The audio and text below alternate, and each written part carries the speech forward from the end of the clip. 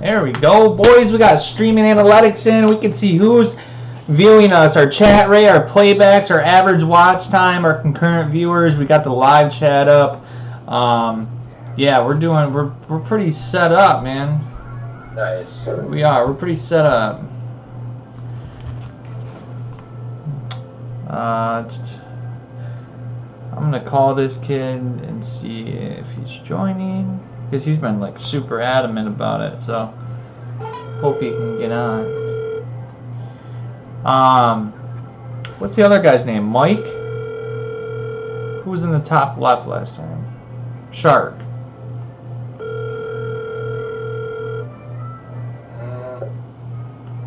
I can't remember.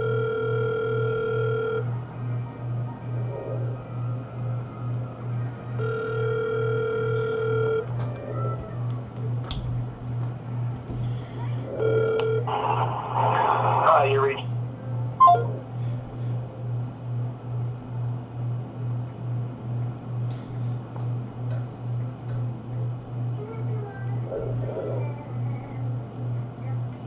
Anybody get a hold of Scott? That's what I was trying to figure out. He's in the group chat, right? Mm-hmm. Yep. Which one is him? Tyler, Tyler. Anyone else not getting on, he just messaged us. No, that was me. Oh, I'm sorry. That was me. 716. That's a Buffalo. Is he anyone from Buffalo? Probably change that.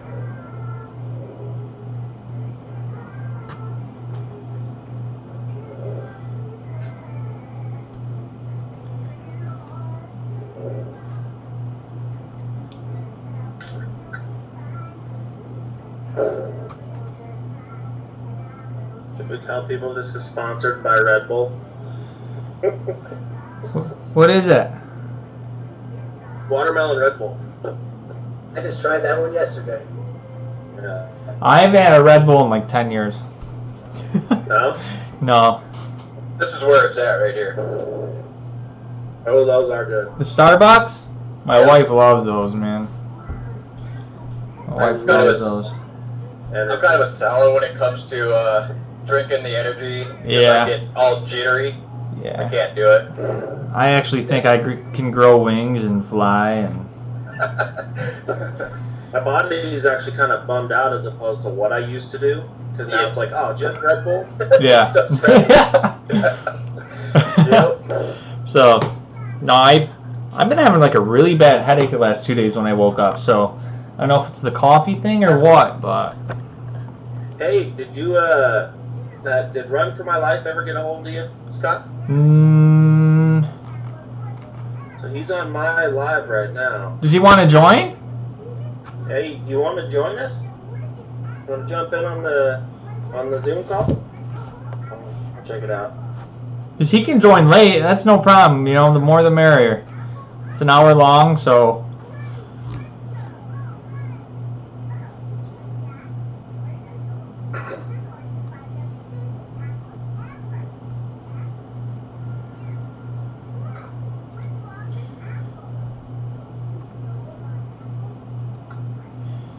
My name is Travis B. from NH Recovery, recovering from addiction 8 days clean today. Oh wow, what's up, dude? All right, I'm gonna kick it off here in a sec.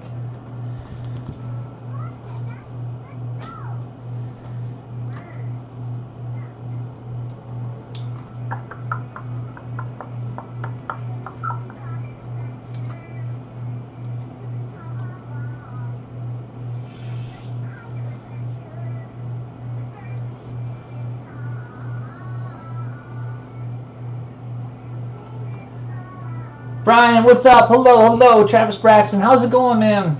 80 days clean, bro. Yes, dude. Good for you, buddy. That is amazing. Super proud of you. Guys, if you want to kick your lives off, let's get it going. Same code and password. No. Paste.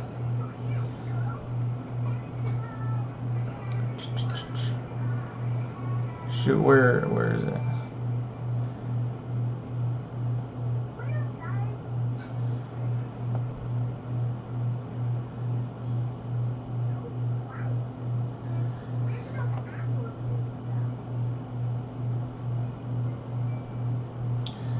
Why can't I find that passcode I sent to us earlier? Want me to repost it? Yeah. Oh no, I got it. Copy. Boom. Paste. All right, guys. Welcome back to the Choosing Recovery Men's Podcast. Roderick Baker, what's going on, man?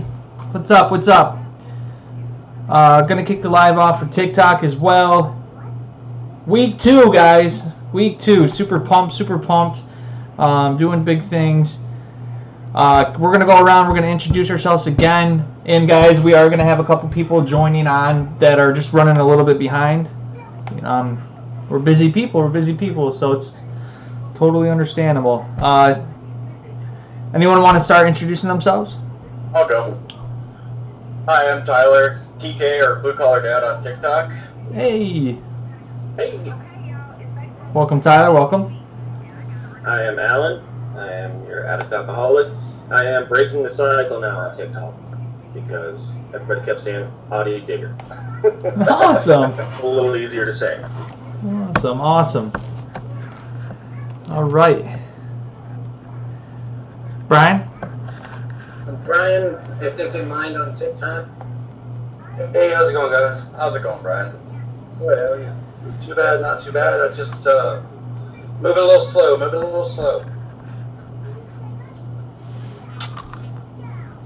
I had a back operation about 4 days ago, and so I'm still a little slow at moving. How'd the surgery go? How'd your surgery go? It went good. It's from what we can tell, it's a success. We won't know everything until about 14 weeks from now. And then if it does not adhere the way it's supposed to, because they did 4, 5, and 6, and they put the spaces in between them. So if it doesn't adhere, then they're going to go a little lower and then a little higher and see where everything goes from there. But I mean, the pain level is pretty good right now because it's so new. But other than that, I mean, I feel pretty good. Good. You look pretty good. You do. Roderick, do you want to jump on? Are you interested in jumping on? Because if you are, I can send you the code right now. Beastie Bell, we're just going around introducing ourselves. So if you want to say your first name and something quick about yourself. My name is David. I'm a grateful recovering addict. I've been clean now for 15 months. My name is, can I say that my name is David instead of Beast Mode? Huh. Thank you, guys. Did you guys have any trouble getting on with that code? No. 716, is that Scott? Yeah, he just texted, I think. He said that it says it's invalid. Next week I can for sure. Awesome. Travis, we're just going around introducing ourselves. If you'd like to state your first name and a little bit about yourself. Yeah, sorry about that being a little late, guys. I ran into traffic. I'm Travis, and my TikTok handle is now Recovery's Mr. Rogers, thanks to Alan's ingenious idea. Awesome. So I'm going to let the wife know to come down because she's the Zoom lady, so we can get Scott in here. Week 2, guys. Super pumped, man. Had a blast last week. We are going to be adding another group during the week. That way we all can be on weekly. So super excited about that. The group topic for this week is, what is your why? Why did you get into recovery? What gets you up during the day? What keeps you motivated? Things like that. So I think we're gonna jump right into it. And if someone would like to go off first, I'm gonna try to get Scott in here. So. I'll jump in because go ahead. No, go ahead, man. Take the wheel. Take the wheel. Let Jesus take the wheel. Let my higher power take the wheel. You kind of broke up, so it's the what, why, and how. Yep. Yes, like what is your why? Why are you in recovery? Like why? What? Things like that. So. I'm in recovery now due to the fact that I couldn't live another day in addiction. That road was definitely it was a short road, and I'd rather have the long road. I got a chance to come out of recovery. I mean, out of addiction and get into my recovery. Liv, come down. A lot of it had to do with. I'll be totally honest, guys. It had nothing to do with my family. It had nothing to do with anything else other than me needing to get me straight. Because I just could not do it. I just couldn't do it anymore. I woke up one morning and I just had enough. I was done. And I think that's where a lot of us as addicts, have a hard time. And when that point is in your life where you just wake up every day and you go, I'm done, I've had enough. But there will be a switch that clicks on and you will have enough. And that's kind of where I went. I said I had enough, but the problem is I walked around without any recovery or rehab for almost a year. And then wondering where my purpose was and wondering what I was going to do and why. Everything was why. So then I started getting onto TikTok and I found a bunch of great people that kind of showed me the way not only showed me the way, they got me into the steps I need to be in, and I worked them diligently every single day, whether I'm working 1 or 12, so that I can show my appreciation to my recovery for other people. It's all about serving the newcomer and doing your service work and learning the tools to manage my addiction. So now here I am, 15 months clean. I did have an operation. Unfortunately, I was kind of forced. That kind of threw me off a little bit. I was forced to have to take medication for the operation itself. But I'm good to go today. And, I'm just moving forward every single day to make things happen the way that I can make them happen. Hey, Scott, how's it going? And now I'm living every single day to do what I can do to have a purpose. I found the purpose of. I'm just reading text that are popping. I'm sorry, guys. Now I'm living every day for the moment, guys. I don't live, especially now that I just had this back operation. How quick and how fast things can be taken away and given just as fast. As fast as they're given, they can be taken away. So I'm very mindful and very intuitive of what's around me, what I need to do. So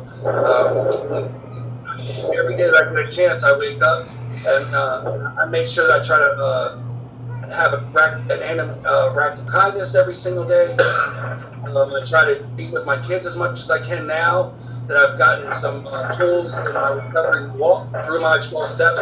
I can't stress enough, if you don't work the steps, and I understand everyone recovers differently, but man, that book is made for everyone from 1 year old to you eat ground. If you just follow those steps, your life would be so much better. So that's that's exactly what I do. I do have my shortcomings. I mean, I'm human, so I do fall apart here and there, but for the most part, man, I live a great life. It took me 25 or 30 years to get all spun out of control, and it took me 15 months basically to get the country song played backwards, guys. I got my family back finally after I got me back. I got my higher power. That was the first and foremost for me, is that I had to accept that I was out of control and that it was nothing I could do about it to let it go. I worked on me. Now I'm working with my family. My family loves me. They're doing what I'm doing that makes a difference.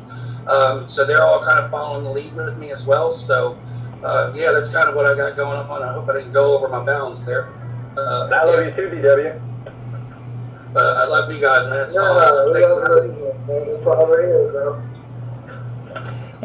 Hey, thank you for sharing that. Scott, welcome. Mike, welcome. Topic is, what is your why? You know, why are you in recovery? How are you staying clean? Things like that. You know, just what really led you to the point where you're at now. So we're just going around. Whoever wants to go. You know. Can I just say one last thing? Absolutely. No matter what is why I just say, no matter what, I have no more usage left in me. Period. Do not use for whatever reason, for no reason whatsoever. Sorry, that's it. Sorry. Don't be sorry for that, man. That's a great piece of advice. You know. So I'll jump in on this. You know, recovery was something I used to look at AA and the meetings and recovery kind of like a form of punishment when I was in trouble. You know, that was always the place you go when you were in the doghouse with the old lady. And I felt that way until I didn't have an old lady anymore. And, you know, when I first got into the rooms I tried, I was so depressed. And honestly, it was, I wasn't even drinking or using to get drunk. I was using because I didn't like me. So it took a lot to get me in. I had like 5 big books that my family had given me. I had friends telling me, hey brother, you know, maybe you need help. And these were people I drank with. And I wasn't getting it. I showed up for drunk. What finally led me into taking the plunge was a suicide attempt. Alcohol quit working for me. Drugs quit working for me. And Jennifer, welcome. We are live for the Men's Recovery Podcast right now. Check it out. Check it out. We got about 9 guys in here. We are live on YouTube right now on our website or on our YouTube at Choosing Recovery. So if you want to jump over there and check it out from there, you're more than welcome. Or you can sit here and look at just me. But you know, you can chat with all the other people that are in there. Again, it's Choosing Recovery on YouTube. Initially, my first thought was, how do I finish this? Because obviously, this, you know, it was humiliating, it was embarrassing, and I'm like, man, I'm not even good at this either. So I was like, low. I don't really know I can't explain the whole change that happened, but I actually got into a treatment center based off a lie that my grandma had told my mother that she went to this place called Rocky. And she lied, she never went, but that's how my mom heard about it. And so she asked me if I'd go. And honestly, I said yes, just trying to make the family happy. And it wasn't until I had to quarantine with my dad before treatment, and I was kind of thinking of a way of how to sneak away. And then I had it happen when I was with him. I just had this God moment for me, you know, a God moment. And everything was just kind of taken away, man. All my anxiety, all my depression, everything. Like, I mean, I'm a dude who lost his wife, lost his family. I was losing my job if I didn't get my shit straight, and I attempted to take my life. I had nothing left. And all of a sudden, I felt like $1 million all in that moment, and I can't explain why. It just happened. It felt like someone was like wrapping their arms around me, and I'm like, maybe things will be okay. So I decided to go to treatment. And once I finally got in there, I didn't look at it anymore like a place that was for punishment. I didn't look at it as a place where people that are in trouble go. I looked at it as finally a family that understood me. When I started actually listening, started hearing that they had a lot of the same demons I had. And then getting to share things that I swore I'd never share with anybody. Both things I did and things that happened to me growing up. Things I never thought I'd have the strength to say to people. And I felt free. And so I was riding that pink cloud, and now what gets me up, you know, that cloud, it's beautiful, but the recovery, you have to stay active. I have to stay active in it, or I start to lose it. If I'm not doing my daily practices of my meetings, my prayer, my meditations, I start to slip, and I'm not so much in recovery anymore. I'm just not drinking, which isn't a happy place for me. And so for me, that's what gets me up in the morning. I got a sponsor. He started recommending these things, and I've just been following because my way got me into a hospital. My way got me into a treatment center. His way so far has gotten me my kids back. I'm happy in a new life. And now I get to help people by simply just telling my story. And that's what's keeping me in recovery. So that's what I got for that. Love it. Awesome. Thank you. Thank you, Alan. I'll go. I think the main reason I recovered is what I wanted. like, I got stuck to the point where drugs was all I had, and, you know, instead of going out and buying myself a car, I'd end up getting high, and then me and my baby mom would fight so bad, man.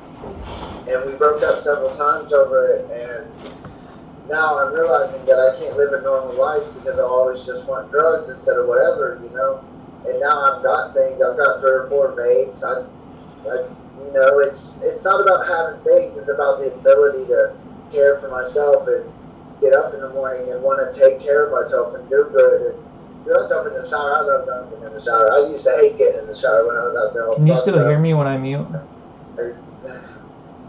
Be like, man, bring me down or whatever. But and then I got kids. Like I realized I wasn't going to be there if I kept doing what I was doing. And then the service work, I just started NA this week. I went to my first meeting. That was awesome. I'm going to go back next week. But the service work, what really hit me home, really got me motivated and going is just being able to, like they all said, being able to give back from our experiences. It's one of my favorite parts of this. I'm glad that the last 10, 15 years of my life don't go to waste. Like, I can serve a purpose with that, and I can help others, and there's others that reach out and need help every day, man. And that's such a great feeling when you or somebody you know or you deal with is like, man, I got this person, and they want to talk to you, or it's just gives breath. It keeps me motivated. I walk around here doing the same thing I do on TikTok all day. How many days you at, bro? What are you doing? How are you doing today? You good? Good, man. You need anything? You need to get out of your head? Come up, play the Xbox. I don't care. Come on. Like, it's just giving back helps me help them. So, with that, I'm done. Awesome, brother. I'll jump in. That's all right. Go ahead. So yeah, sorry about my dog. She missed me, so she was all up in the screen after a little bit. So what is my why? So, you know, I was thinking about it, you know, when I was hearing Alan and Mike talk. Mine is more of a selfish tip, to be honest. Like, why am I sober? Because I'm a selfish piece of shit. I mean, if I'm just being frank with you, I didn't get sober because I wanted to stop being high. That's not what happened. I got sober because my fiance was going to kick me out again. She's pregnant. I wasn't going to see my new baby after I'd lost my first marriage and my first 2 kids' custody. Like, I was about to repeat that same fucking cycle again. So I got sober because I didn't want to be homeless. Like, I'd sit here and tell you that I love her and all that, and I do. But if I'm being real with y'all, I didn't get sober because I loved her or the baby. I got sober because I didn't want to be on the fucking street.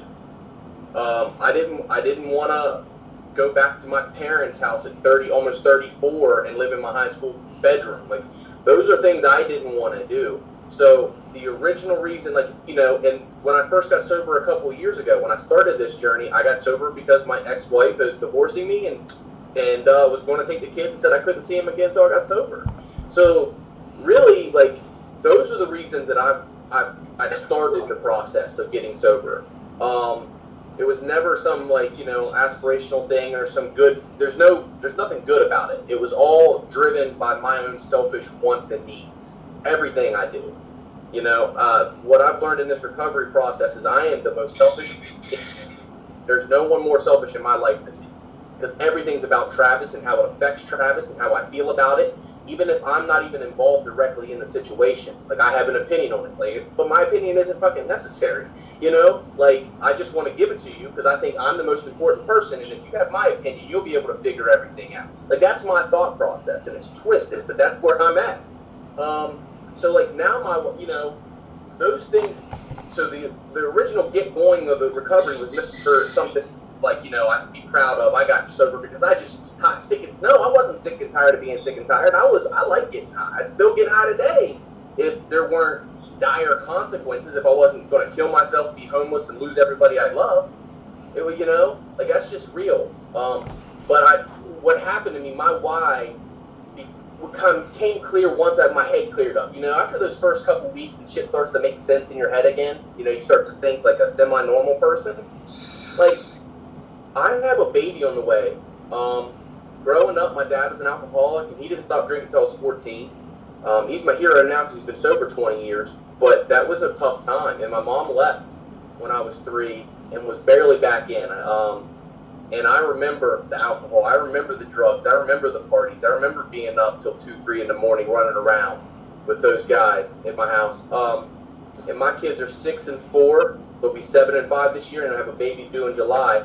And, it's sad to think that I didn't do this the first time, but I'll be damned if they grow up the same way I do.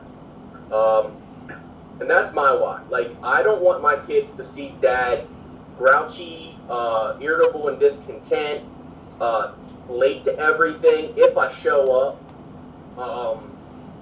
Those are things I swore I'd never do them, and I started doing it with my oldest kids, and they're young enough now that if I just get my shit together now and move forward, they won't really remember dad the way that, the adults in my life will remember that 10-year run. So my why is to, my ex-wife has addiction on her side of the family. Heavy. One of her brothers died of cirrhosis of the liver recently. He overdosed or died of something. Like, it's in my family, it's in her family, and my kids are therefore extremely susceptible to this. And my why is to show them, one, if you do fall down, you can get back up. I don't care how deep that hole is, you can dig, you can climb out if you just put your fucking head down and do it. And to give them an example. I mean, genuinely, to give them an example of someone whose life, I was a piece of shit. I was the definition of it, And if I can go from that to someone who isn't obsessed with what I'm, like, today I got to go see my kids, go watch them play baseball. I didn't worry about Connor getting 3 hits. It was like, I'm just happy you're out there having fun. You know what I mean? Just being a normal father. What normal people do just inherently, that shit don't come naturally to me. I have to, be intentional in my thought to be a certain way every day. So I want to be able to my why is to be a good father. Plain and simple. Right now, my why is just to be a good father. Everything else is icing on the cake, So when I wake up, I want my fiance to know that I love her and that I'm not worried about what's going to happen to Travis today. That it's, we've been moving, and I've done a lot of it, most of it, because she's pregnant. The old Travis wouldn't have cared. He'd have been like, look, I'm moving all this. I need a pat on the back. Look at all the shit I'm doing. Mind you, she's 6 months pregnant. Like, that's what you should be doing. But not me. I need that pat on the back. So my why is just to be a better man and a better father. And I talk a lot, so I'm sorry if that was long-winded. Thank you. I talk a lot too, bro. You're good. Talk as much as you guys want. We got plenty of time. The recovery, as long as you're here, that's what's important. Absolutely. Absolutely. I was going to finish out on mine. Yeah, go ahead. My biggest why was along the lines of what Travis said. A lot of it was for myself, not because I was afraid of losing everything, but I just didn't want to be that person anymore. I didn't I started to not like who I was. I had one drinking buddy that I hung out with all the time, and one of our biggest rules was you're going to be the same person from the first beer to the last beer, or it's time to call it quits, man. And it got to a point where I was blacking out. I wasn't remembering what I was doing. We've all been there. We know how it works. I came home one night, and I wanted to talk to my daughter about some things, but I should not have done it the way I did it. I lost my temper. I was pounding on the table. I was screaming. I was yelling. She's a one of our biggest rules was beautiful young lady. I shouldn't have treated her that way. I never put my hands on a kid or anything like that. But it got to the point where I did lose my temper. I did cause a big thing. She didn't deserve that. That was kind of the last straw for me. And I came home one night before that where I wanted to talk to my daughter about things that I shouldn't have done. I get home, I lost my temper in the morning after being out on my bike all night, yelling, hopping, arguing with my buddy. I had to get up in the morning and go outside and turn my bike into the driveway. And she turned out to be sitting. I never thought I was going like that. My wife was able to take a bike there, kind of shit. Puts your wife's leg in danger.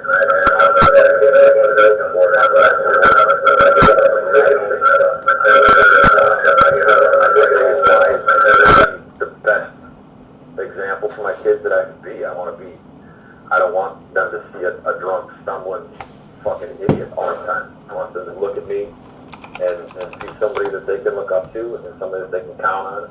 And thank you, Ben. Hey, come here for a second. This is actually the young lady I was just telling you about. Now, when it comes to asking for forgiveness, like the day after I did what I did, I went upstairs, sat on the end of her bed. Well, actually, it was a couple days later, because I continued to drink for a few days after that. I went up, sat on the end of her bed, asked her for her forgiveness, and she gave it to me, like, instantly, even though I didn't deserve it. I didn't deserve her forgiveness. She should have made me feel like a piece of shit for days after that, but she didn't do that.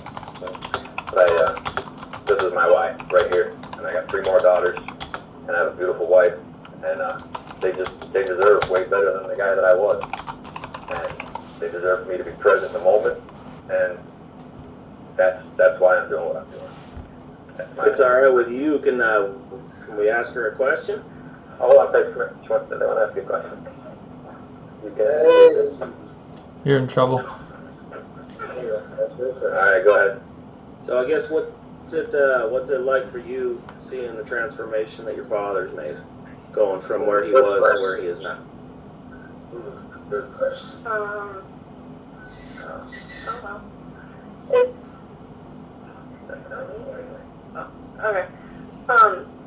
It makes me content and happy because I used to, like, when he would drink too much, and like he wouldn't be able to walk, so I'd get scared, and then like I'd have a bad night and I'd start crying.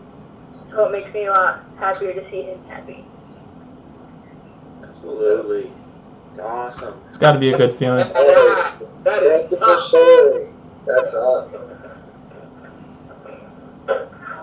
That's awesome. She just missed it. She just walked out of the room and tripped over my saw that's sitting out there. Just as she ran out of the room. Check it out. I was up to the floor in the morning last night putting these floors in. Nice. Awesome. Dude, congratulations. That's like what it's all about right there. Yeah. That was awesome. Good floors, right? Or being a good dad. Being a good dad, right? I'll jump in. I want to add, yeah, my kids too. My kids are a big part of it. I've got a bunch. Their mom is one of the whys because she's not a good person. So I need to get their kids, and I'm not trying to badmouth her or anything. She just, she plays with feelings, and she does it to everybody and anybody around her. And I hate seeing that done to my kids, and I don't know what she got of addiction. So that's another one of my struggles that I try. I just keep thinking on my memory. So thanks, guys. Yeah, I want to jump in real quick if you don't mind, if it's okay. That's fun. Yeah, go for it, man. Yeah, the thing with Scott there, that was awesome, dude. That's amazing what you're doing. Everybody in this room is amazing and wonderful people, and I'm glad to see everyone's where they're at. But that kind of hit me. I'm 50 years old, and I've had a lot of chances, ups and downs. The roller coaster's been a wild one, to say the least. And my oldest is 27. He just turned 28. He's still in active addiction. And my youngest is 6. And if you guys ever get a chance, always make sure that you try to get with your kids, man, and do what you can do with your kids, especially when you're getting back to where you have some seminy of normally. I guess I don't even know if that's a word. Normalization in your life of some sort. Because the song that gets me the most, guys, and maybe you all understand it, is "Cats Under the Cradle." Because we're out working and we're doing our thing and we're doing our drugs and we're doing this and we're trying to do it. And it all becomes overwhelming, and you're getting high, then you're partying, then you're watching your kids for 2 hours, and the next thing you know, he's done learned how to walk, he's got the baseball, he's in college, he's got a wife, and man, he don't have time to do anything with you. So that's kind of where I struggle at with my younger ones now, trying to redeem that with them, and then to sit there and have to look at my oldest children and say, it's all right, buddy, I'll catch you when you can come down, because my twin boys are in college, and they're like well, Dad, I got something to do. I'm like, I get it. And I know what they're doing. They're having a good time. They're in college. They're chasing women and, trying to get their degrees and just having a good time. But that song really relates a lot in my story. And I think that listening to you guys, it iterates it more. And I just know that I'm not alone with you guys in this room. I just know that there's some way I relate to all of you guys. And it's just amazing to be here like this. I'm so happy that I got to get to do this. Today. We were glad to have you on. Glad to have you here. Well, I tell you what, DW, it's kind of been like that with my son. He's 18 now, and he just got his driver's license now. I took him to get his first tattoo because I'm a great dad. Took him to get his first tattoo. Got his whole farm done. So it was like 3 sittings. It was really cool. I ended up with 3 tattoos while I was there. But after he got his driver's license, I've seen him for a total of 10 minutes since then. Like he swung in. No, actually twice he's been here. He swung in, and I don't really see him anymore, man. And it's a shame because I spent most of his growing up just being a drunk idiot. And I'd say, oh, we'll go fishing in the morning. Then you don't get up in the morning, and then you put it off, and then do all that stupid shit. And yeah, it gets tough, man. But I hope he sees that I'm really trying to know what I got to do. That's all you can ask for is that hopefully they see it and they come back around. They do see it. They really do see it. I believe they see it 150%. And like I said, that's what's working for me is to know that I have to let those things go and accept everything that's going on. And when it's time for us to reconnect again on another level like that, they'll be here. So I love it. So man, I love recovery, guys. I can just sit here. I'm gonna get off here because I can get to rambling. Boy, you just have no idea. That's a good thing. That's a good thing. That's not a bad thing.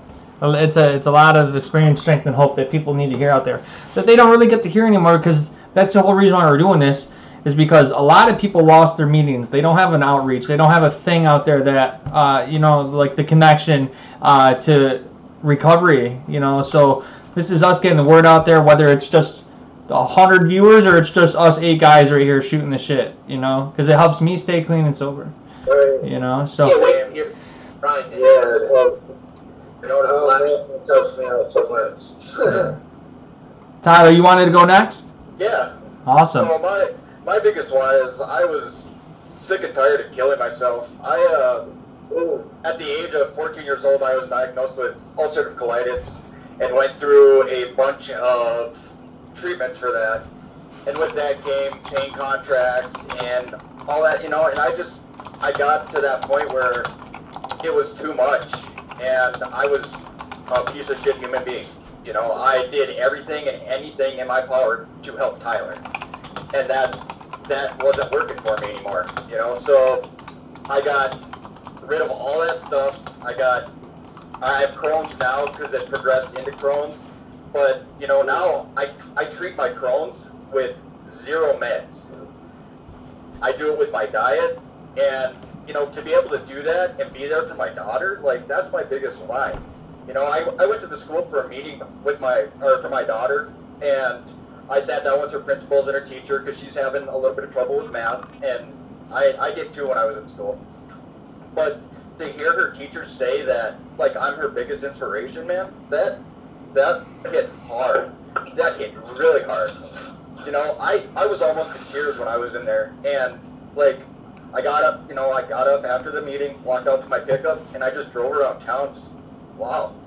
I've actually made an impact on her because she didn't know me before when I was out doing the dumb shit I was doing. But I'm not keeping that stuff from her, so she knows, that you can fall and you can still get back up. And that's where I relate to Travis, getting back up. That's huge, and we can show our kids that, so that they know that when they get knocked down, that they don't have to stay down. That right there is my biggest one. Awesome. And thank you guys all for being here. I love this group of guys. Awesome, Tyler. Thanks for sharing And I was that. a great faller too, by the way. I was really good at falling. I'm just glad I've had each and everybody in this room and stuff like that to help me get back up. Yep, exactly. No, I thank God for TikTok because there's so many good creators on there, and just seeing everybody's story and being able to reach out when I know I can for that hand, that helps me a lot more. Just hearing other people's stories and being able to share what I went through that relates to them, that helps me so much. Yeah, it does. Yeah, it does. Another, that's why I always say, you know what I mean, we all have the same story, just a different message. We have a common connection that brings us together. That's why it's so easy for, I might not have met none of you guys before, but I feel like I've talked to you guys for years. You know, it's just, it's comfortable because we all have that commonality that we relate with. It just makes it that much easier, you know? Mm-hmm. And that's why it's important for us to always remember the newcomer and what we say around them, because we don't want to be the ones that take them out of the recovery. So, you know, the coolest thing I've seen so far happened after our last podcast. He actually saw some of it, and then he commented on a video saying he really needed help and he's not joking. And so I'm like, yeah, right? That's the call. So I texted people. Dude ended up calling me. And so his wife ended up leaving him. And he was binging for the last 3 days. And he says, man, how can you guys do what you do? He's like, I can't talk to my friends like this. He's like, I have nobody to talk to. He's like, because I don't want them to know, you know, that when I'm struggling. Yeah, he asked, he's like, could you just talk to me for a while? And we talked. He went to bed, ended up drinking some Gatorade. And I mean, it started with something like this. So anybody who thinks that like friends you make online or like TikTok is just for kids, they're mistaken. Because that right there is a perfect example of a grown man who had no one to turn to, who saw us simply just sharing our story, and he ended up reaching out. You know, so I think that was incredible, and that was after last week. It makes That's a big thing, man. That's huge. That happens all the time. I try to tell people out here. Oh, sorry. I try to tell people out here to rehab all the time, man, because I be talking about the TikTok thing, you know, and some of them kind of joke and laugh, and they think I'm up here doing little dances, and I mean, you know, but at the end of the day, the ones that are around and see, they're like, dude, you're actually doing something awesome. I'm actually glad that I saw what you did. They're the ones that found me, and they're like, I get it now. So, yeah, I try to tell people that all the time about how it's not just for kids and how my support network's real. I have people that I talk to. I've got a short group chat. I've got a group chat on Facebook. I've got your guys' group chat if I ever need to reach out. I've got a huge support system outside of the real world. I still don't have anybody from home calling me. The people I talk to are everybody from TikTok. Exactly. And that's why that's why they've always said it's important, you know, reach out, get phone numbers, say hello, have human contact. Whether it's behind a computer screen, that doesn't make a difference. Again, because like I said, we're sharing something. So if we have to put so many different types of barriers between our addiction and our recovery, that way it makes it so much harder for us to go back out. So if I have a support network, I have coping skills, like I can, you know what I mean? If I know that if I want to use, I can always call someone. If someone doesn't answer, I can go exercise. If I can't get to the gym, I can pick up my big book. You know, like there's so many things in between that now that makes it so much harder for me to go back out. So getting a support network, though, having that human interaction, being able to just talk about everything that's going on with you, it works. It works. We wouldn't all be here if it didn't work. We wouldn't. Exactly. And that's why we have to keep doing it. Because if we stop taking our medicine, which I put in comparison with us, you know what I mean, reaching out to each other and things like that, then obviously we're going to stay sick. So. Absolutely. And look at that. In the middle of the night, somebody had someone to reach out to. Exactly. Hey, we got, you know, we were talking about Janaea earlier, right? Mm-hmm. Sure. We were in a group chat. She just came into my life. And that reminded me, like, you know, just to kind of go off your point before we get to Brian, I'm sorry, man. You know, like, we were talking for a couple hours, and I was trying to tell her, like, I promise you, if you stay sober today, like me helping you for those 2 hours, and I know you've made it through sober day, I am way more excited and pumped about my day than me making it sober through. Yeah. There's a woman I work with, her name is Angie, and she just got 30 days 2 days ago. Woo! And I'm not responsible for it, but I help her. And I was more excited about her 30 days than I was at any milestone I've hit. Because, like, it's just helping people makes me so much happier than helping myself. That's how you so say much, it. brother.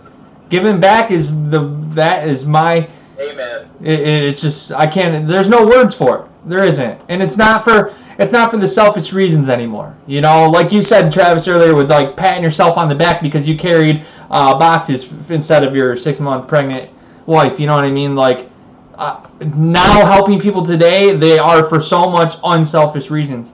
You know, it's amazing. I appreciate the hell out of helping people. Maybe mine are still a little for selfish reasons because I like seeing people happy. Yeah. And I do get things out of it. My wife bought me a hoodie that's got my sober date on the front of it. Nice. And then on the sleeve it says sober as fuck.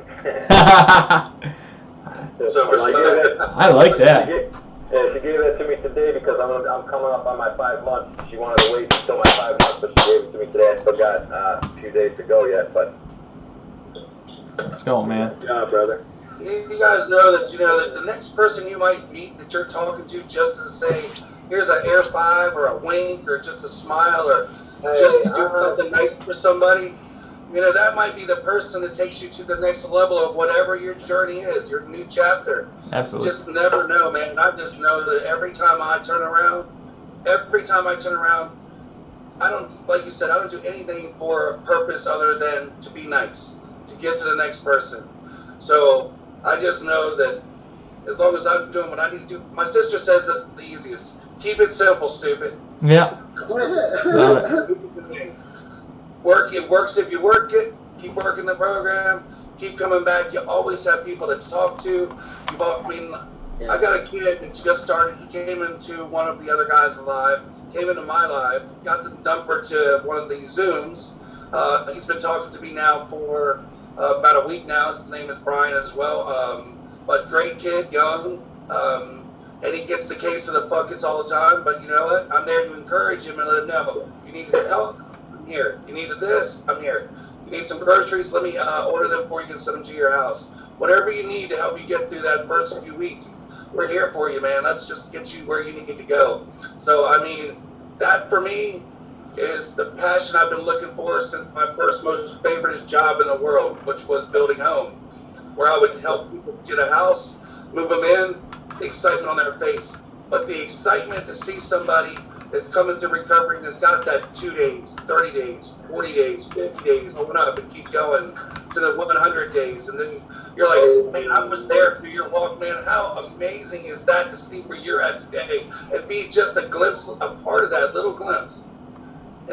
Amazing, man. Recovery is the newest, coolest thing in the world. If you don't know, you need to know. Yeah. Brian, you're still up, buddy. You ready to go? Yeah. I'll add a little bit to that, and I look at it, recovery allowed me to find value in myself. Helping everybody. If I have to spend 2 hours on the phone with you to keep you from drinking a half bottle of vodka or shooting drugs in your vein, then that's what I'll do. But like Tyler was saying, I was 17 when I was given pain meds. And I was in my early 20s when I was first diagnosed with a chronic pain condition.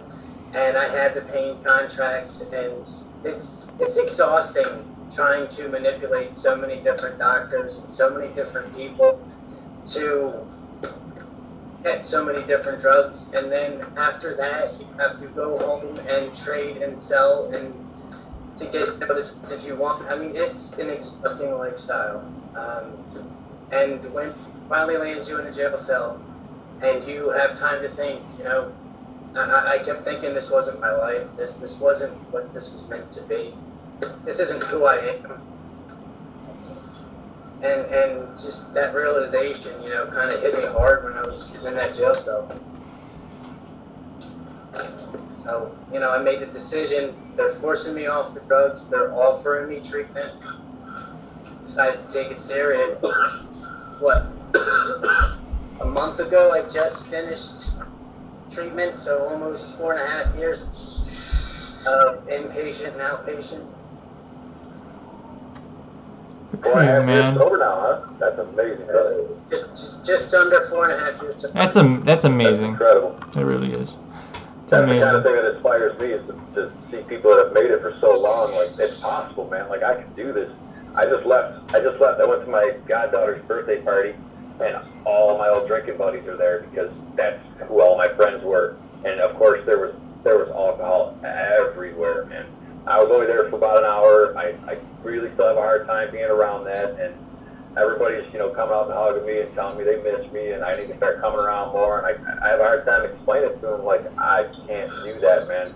A big part of that is changing your people, places, and things, and you guys were my people, and it's just tough for me because I still love them all. They're not bad people. It's, you know what I mean? It's not like they were out to ever harm me, but they were just who I drank with all the time, and every time I'm around them, there's just 30 packs of beer. I mean, I used to drink a 30 pack by myself. I drink a 30 pack to a party. I drink that whole bitch before I left, and then I'd do shots of whatever was behind my buddy's bar, you know what I mean? And then I drive my motorcycle home, still like an idiot. And that's just difficult, man. And I miss my friends, I really do.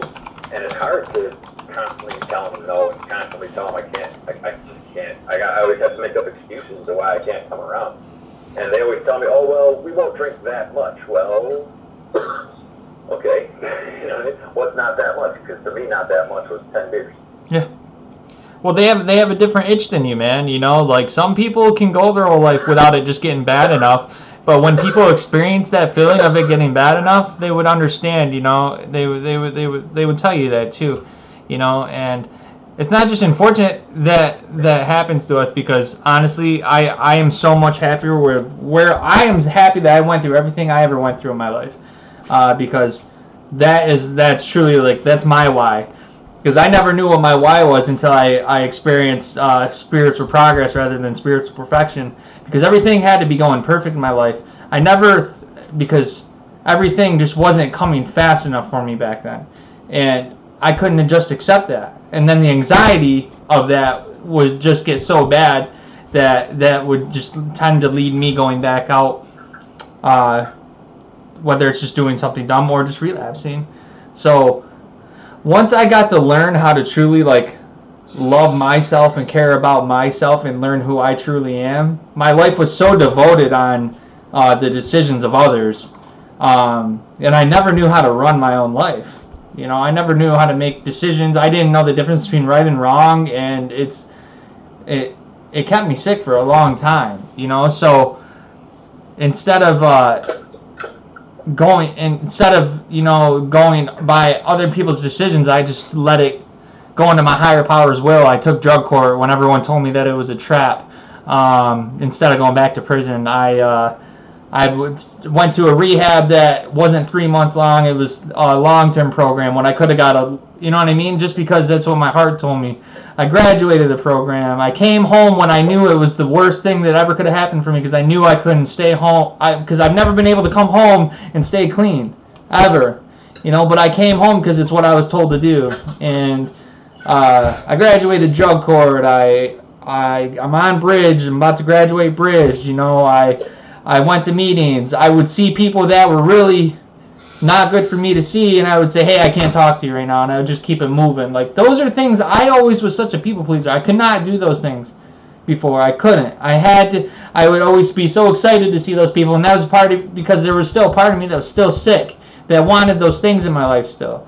Like going to the bar and not saying, like, I'm not going to drink. Like, you know what I mean? Going to a party or things like that and saying I'm not going to use or drink. Like, I would put myself back in those situations constantly.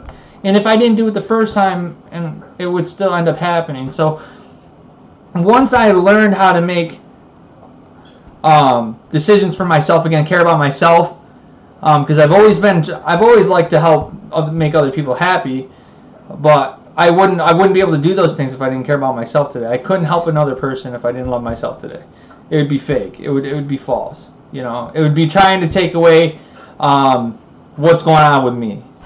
So that's my why. So I gotta ask a question, Mike. Do you have a car battery hooked up to that vape of yours? Holy crap, man! That thing is huge. Puff of smoke and it's got a battery like this big on Every it. time he gets it, it's weird. Darth Vader. I'm trying not to smoke, so No, I need to smoke. I just sit here. You look like a Dodge truck. Look like I'm rolling smoke on somebody. He's rolling smoke, yeah, exactly. He's rolling that smoke out there. With you guys talking about the going to places and things like that, people and things, where it's can I jump in? Yeah, go ahead. We got 10 minutes left, guys. He froze. Unless he's... Well, that's all right. Let me ask you guys. Your old people, places, and things that you still associate with, how do you handle it, like when they give you the grief about the TikTok and the living out loud and everything? Like, what's your approach? Because I get that a lot. I don't And I think my just tell friends them, are I all look at the fruit. Actually, really I'm supportive, cool just people. disconnected from everybody back home. I'm not going back home after this. Because every time, I always do really, really good. And then I go back and being around just the area, I just start yearning again. And I can't, I don't think I'm going to go back this time because this will be my third time. Like, I've been out twice successfully, and both times I fucked up going back home. So I think I need to avoid that and go somewhere else. Not so much running, just I've been stuck in Ohio for 10 years because of parole. I couldn't leave. I couldn't do nothing. I think maybe it's time for me, to go expand and see what else is out there. There's nothing wrong with it. There's nothing wrong with that. Travis, what were you going to say? I was just gonna say, like, for me, I don't, to be honest, I moved like an hour away, from where I was living. Most of the people are like an hour and a half away. Most of the people, the only person that like gets on me about TikTok is sometimes my fiance, but it's not because like of that. She's just like, you can put your phone down now, like you can quit worrying about, or like, and to be honest, she doesn't sometimes feel super comfortable with me helping women all the time. Because in traditional AA, which I was in before, it's men work with the men, work with the women. But I mean, she doesn't give me a hard time. The biggest thing was just me, to be honest, like the way I deal with it best, because when I do get something back, it's like, I fucking like me, bro. You can say whatever you want. I am comfortable with Travis, and I ain't going, you can be like, I'm like, yeah, but I'm good with me. You know what I mean? Like, you obviously have some insecurities that don't let you go on camera. Like, I don't have a gigantic following, but I got 6,000 people that see my shit when I put it up. Mm-hmm. That's a lot of people with like a convention. That's 6,000 people. So I'm putting myself out there, but like, because I know who I am. Like you said, everything that I've gone through in my life has put me in a position where, like, you can't tell me shit. Like, I know I'm a piece of shit. I know I can be a good person. I know I can do this or that. Like, I don't question myself anymore. Like, especially when I'm talking recovery, like, I know my shit as far as me, you know what I mean? I know there's nothing that I have to be ashamed to use the basketball. But that's how there's a lot less interaction with people because I don't live close, you know what I mean? If other people might get more shit from more people, but that's just the way I handle it. I just, with the situation with people reaching out to me on there is amazing. The only thing is with women reaching out is you have to be careful with who's really reaching out for help and who's just attention seeking. Absolutely. I've had, some women reach out that I try to direct them instantly to meetings. I direct them to Jamie Anti-Shark because she's amazing. I'll always listen to them talk if they're sincere. But I've had a couple that reach out, and then I direct them to the meetings. I give them all the information. I direct them to Anti-Shark, Jamie, but they don't move forward with any of that. They just want to keep talking to me. Yeah. And I tell them, like, I'm not a guru. I can't give you all the advice in the world. I mean, I can direct you to meetings. I can direct you to people that know way more than I know.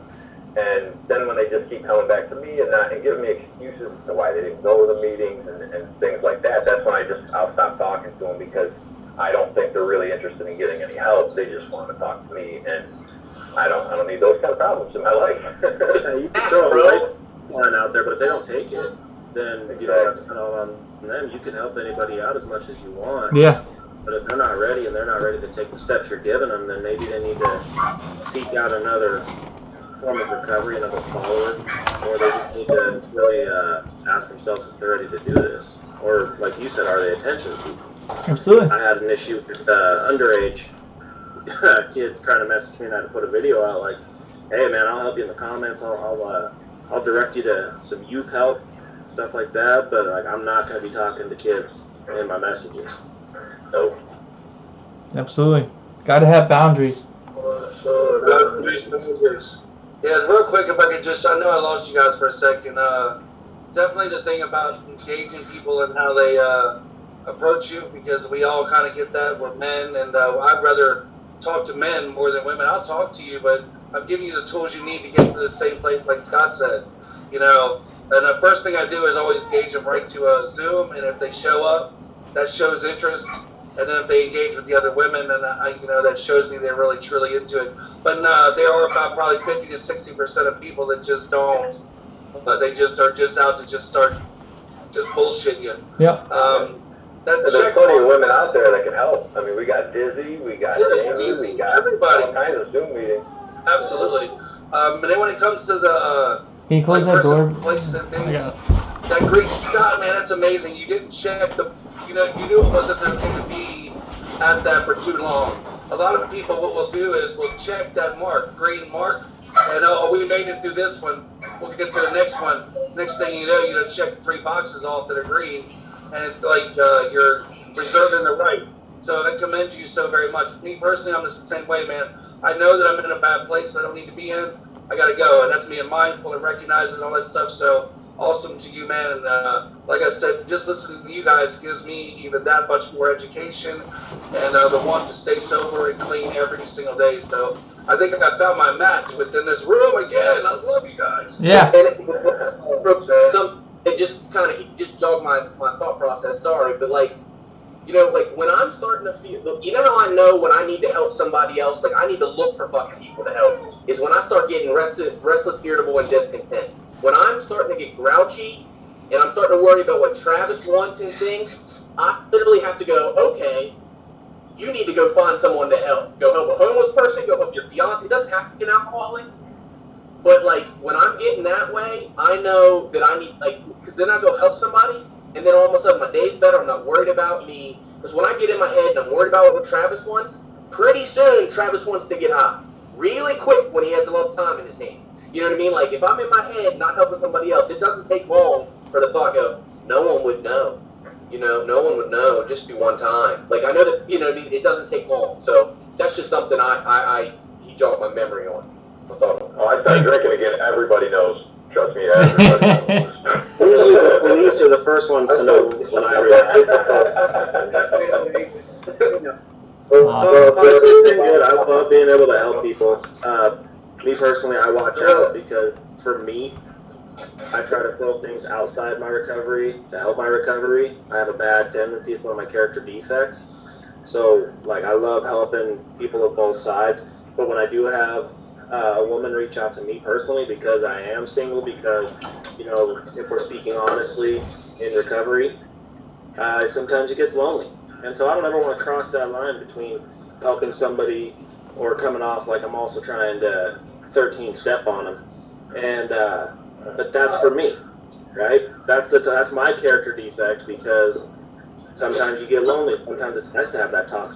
But my sponsor said something good to me, because, when I go to meetings, he's like, I noticed you're just talking to girls.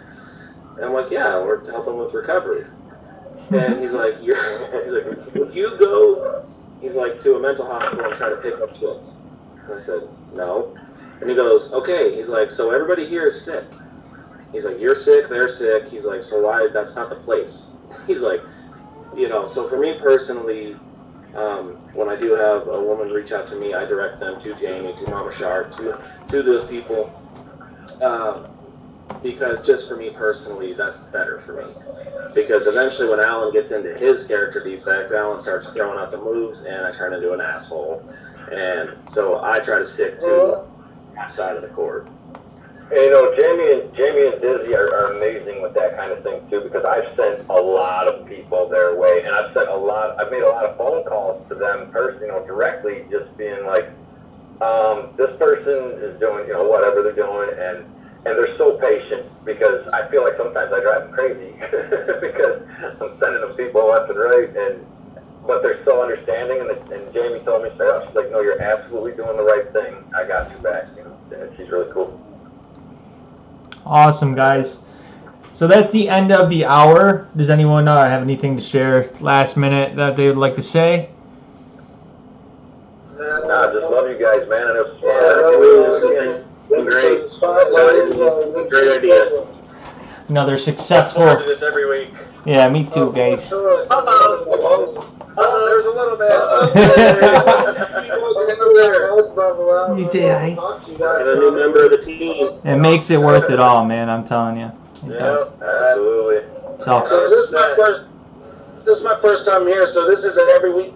every Saturday. So you're part of the Saturday group now, Dave. So we'll add you to the group chat. I got your number. And then we'll send you the meeting code every week, and then we'll come up with like a group topic for the middle of the week and stuff and things like that. So super blessed to have you all on here, man. We had great talk.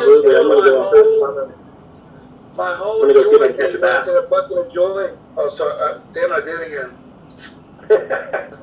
Character defect. Sorry, guys.